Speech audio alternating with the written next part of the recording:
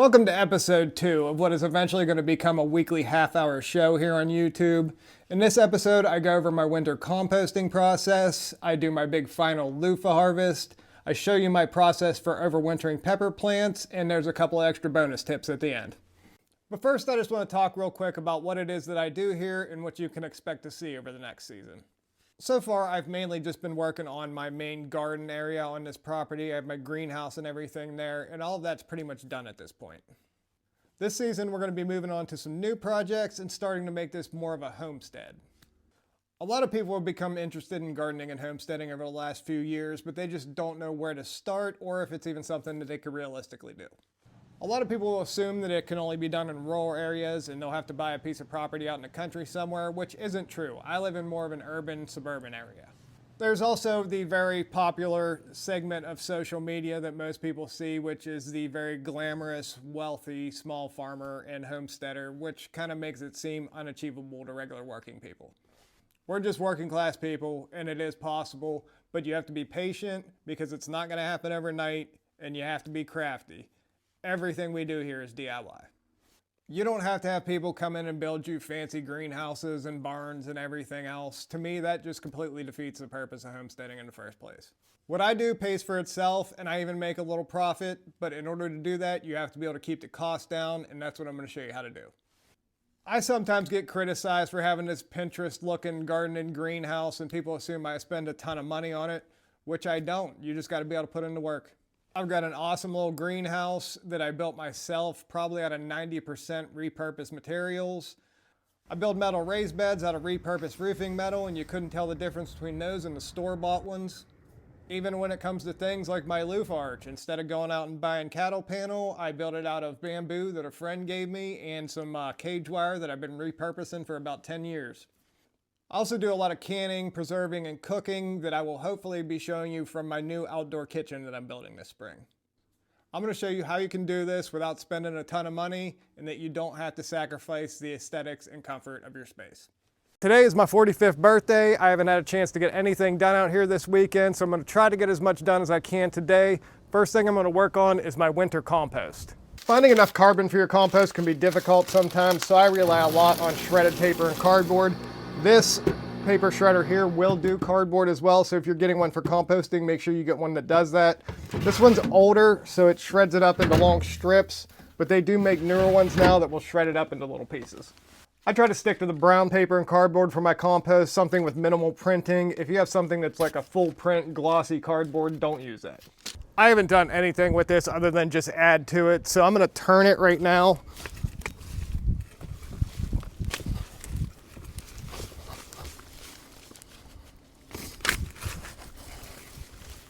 I was thinking that I was going to be pretty heavy on nitrogen here, but after getting it turned, it looks like I got a pretty good balance going on. What I'm going to do now is add my kitchen scraps. This is mostly coffee grounds, some vegetables and stuff. I do my best to try to keep my compost at about 70% carbon, which is going to be your dead brown stuff, cardboard, shredded paper. The winter compost process is different than what I would do through the spring and summer. I'm going to show you how I do this because I just do the same routine over and over again all summer, and then by spring I have a nice big batch of fresh compost. So what I did here was turn this, and I'll do that throughout the winter when I get a few nice days and I know that it's not frozen. After I turn it, I'll go ahead and add my kitchen scraps, and on top of that, I'll get my shredded paper, shredded cardboard. If you have dead leaves, that'll work as well. And I put a heavy layer of this on top, and that acts as an insulation and kind of helps to keep that pile from freezing solid, because if your compost freezes solid, it's not doing anything. So I'll just take all my shredded paper here and put a nice heavy, even layer on top of all the compost. If we were getting into freezing temperatures, I would just leave this paper on here dry as an insulation, but the weather's still pretty mild here, so I'm not worried about it. So after I get the pile turned, I get my dry cardboard and paper on top. I'll just keep adding my kitchen scraps and everything else, just dumping it right on top of that paper pile. And then eventually, in the winter, when we get some warmer days, I'll come out and I'll turn the pile, maybe add a little water if I need to, and then just keep repeating the process. I do have my tumblers here as well, but I don't use those in the winter because they just freeze solid and stay that way all winter. It's just completely pointless. But if all you have is tumblers, keep using them. It's just gonna take a lot longer. That composting process probably won't pick up until spring. My loofah vines are almost completely dead right now. Today's gonna be the last opportunity I have to get all these off here. Some of them have been rotting, so I've just been peeling them as I see them. I noticed some on here now that I've missed that are probably no good anymore. There's one up here that I noticed today that I think is probably definitely no good. It was full of water, so it's probably just been sitting there rotting. Well, I don't know. Yeah, not looking good. Kind of gross. Well, you know what? There might be some viable sponge in there. That piece there will still make a good sponge. You can see where the Loof of Gourd got strangled by the vine. I wouldn't sell this, but I don't mind using this myself. As I harvest these, I'm gonna separate them into ones that I know will be good for sponges and ones like this that I'm not quite sure. We'll just let them dry out and see what happens. So I think I have 34 here that I'm 100% confident that I'll get sponges out of. I got 3 right here that I have to peel right now because they are pretty dry and some look like they're starting to rot. I also have 11 up there in that milk crate that could possibly become sponges. We'll just have to hang on to them, keep an eye on them. So I just found 5 more hiding on there, so I have like 40 good sponges here. I've already peeled a few of these throughout the week as I've noticed them starting to rot, so I should end up with about 50 sponges here from 2 plants. I'm not gonna go through the whole cleaning process on these because I have a few videos that show that whole entire process if you wanna go check those out.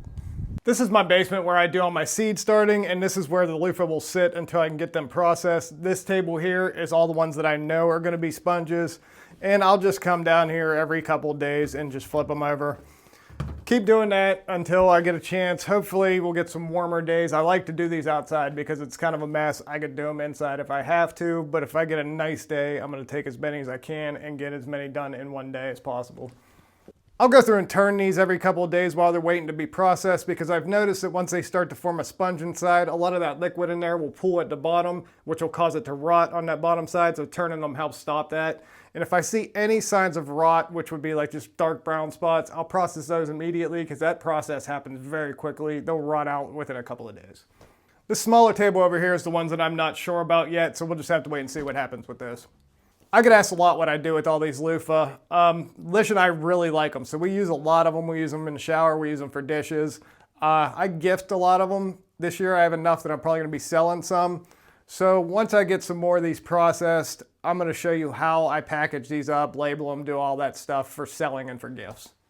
The peppers are looking pretty sad. Most of the leaves and the fruit have been killed off by the frost, but we haven't had a hard freeze yet, so the plants are still alive. And what I'm gonna do today is start preparing some of these for overwintering. This jalapeno plant here is one that I overwintered from last year. I won't be doing jalapenos again this year because I didn't really see much of a difference between the one that I overwintered and the ones that I just grew from seed this year. I'm gonna focus mainly on stuff like habaneros and the Carmen peppers that take a long time to turn and really need that head start. When I'm removing my peppers from the garden beds, I just leave the roots in there. Some of these got like tree trunks on them, so I just use my little multi-tool to saw them off at the soil level. You can see how strong the stem on that is. These 2 plants here are my Carmen peppers. I'm gonna be keeping one of these to overwinter because these can take a while. Basically, I'll just choose the strongest of the 2, which looks like this guy. And the first thing I'm gonna do is just start cutting all these down right above these nodes here.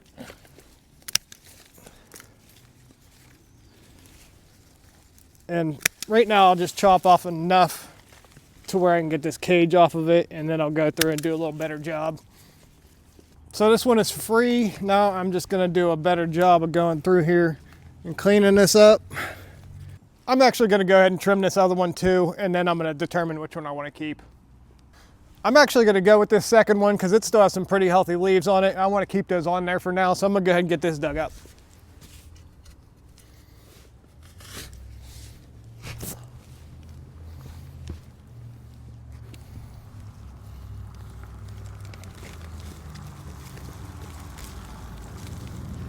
All right, then we're gonna go get this cleaned up.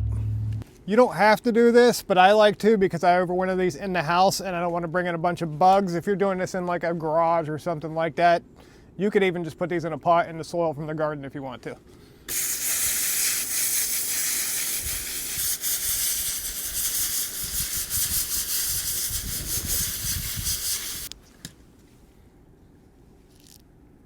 Next thing I do with these is just trim up the roots so that I can fit them into my 1-gallon pots. I got a lot of those roots trimmed off, and then you just do a test fit, make sure there's plenty of room in there so you don't have to worry about them getting root bound. And I fill my pots with a mixture of potting soil and my homemade compost.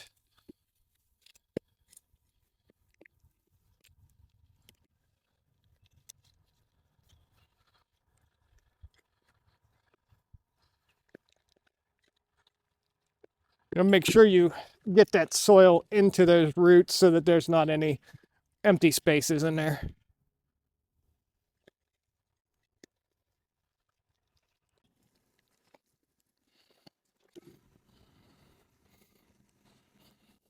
That's it. Make sure you get these labeled immediately because you will likely not be able to tell the difference between these peppers. I'm going to do 3 more. I'm going to do a habanero, squash pepper, and one of the lunchbox peppers. Same process. I got my 4 plants here. I'm going to give them a little water. I don't want to completely saturate them, but it's starting to get dark, so I need to get these over to my shop where they're going to spend the winter. I'm in the storage room at my shop. I got my peppers in the window here, and this is where they're going to stay for the winter. I've tried a couple different methods of overwintering peppers. One was to just leave them go dormant for the winter. I had cut them down to almost nothing. They had very little light and water. That didn't work out at all for me. This year, I gave them more light, more water, left the plants bigger. They did much better. Still wasn't super happy with my success rate. So this year, I'm going to try treating them more like a houseplant. In this window, they're going to get enough light to survive, but they're not going to thrive here. And that's what I want. I don't want these like actively producing peppers throughout the winter. When I say treat them like a houseplant, I mean like a houseplant you don't really care about. We're just trying to keep them alive. And then around March, we'll really start trying to bring them back to life. To give you a better idea of how I trim these, you can trim these down smaller, bigger, whatever you want, whatever you have the space for. You don't even have to keep any leaves on them. I just like to do that because I feel like it's a good indicator of the health of the plant. Helps me kind of determine how they're doing. So I'll usually look for where these start to Y, and then most of the time I'll trim them right above the first node. This one I did mostly above the second nodes because I wanted the plant to be a little bit taller and I wanted to keep a few of these leaves. I gave these some water before I brought them in, and I'm going to let these dry out completely and let them stay dry for a few days before I water them again. And when I do water them, I'm not going to saturate the soil completely. I'm just going to give them a little water at a time. There is a possibility that these start growing much more than I want them to, and if that happens, I could just take them down to the basement where it's colder, put them under some timed grow lights, and hopefully I'd be able to control that growth a little better. We'll see what happens. I haven't been super successful with overwintering peppers, but I think this method's going to work out pretty well for me. I'm out here in the garden today getting my leaf arch cleaned up. That's what it looks like when it's naked. But I did notice that the garlic in this bed is starting to come up. Don't be concerned if your garlic starts growing through the winter. It's perfectly normal. This stuff will be about 2 feet tall here pretty soon. But if you mulch your beds with leaves like I do, especially when the leaves are wet, it can be difficult for that garlic to come up through there sometimes. So as soon as I start seeing garlic poking up, or even just like you'll see bumps in the leaves where it's starting to push through, I'll go through anywhere where I would have planted a garlic clove and just kind of open a path for them to get through there. That's what I did here, and I can see some of these are curled up where they were growing underneath the leaves. But I noticed that every single clove I planted in this bed is coming up now. If you're planting multiple varieties, don't worry if they don't all come up at the same time. I got a bed back there that's all German hardy, and nothing is coming up in there at all. I'm going to show you an easy way to do a germination test to see if your seeds are any good. Today, I'm going to be doing this with loofa seeds. I have seeds from 4 different loofa here, and I want to do a germination test on these because I'm going to be selling them. I don't want to be selling seeds that aren't going to germinate, but this will work for any kind of seeds pretty much. If you have seeds from last year, the year before that you're not sure about, this is a good way to test them. I have an envelope for each gourd, each one numbered 1 through 4. Then I have my Ziploc bag here, numbered that as well. And then what I do is I have my wet paper towel laid out here. I'm going to do 4 rows, 3 seeds from each loofah. Now I'm just going to fold this over and get this inside that Ziploc bag. So I don't seal up the bag. I leave it open a little bit, and I like to put them on a towel so that they're not in direct contact with the heat mat because I don't want to cook them. That's probably not a concern though. Some people, when they're growing loofah, will clip a little piece off the side of the loofah seed shell to try to get them to germinate quicker. I've tried that, and I've never really seen any difference in germination rate or speed, so I don't bother with doing that. On this heat mat, it should only take a few days for these to germinate, but if you don't have a heat mat, just put them in the warmest place possible and be patient.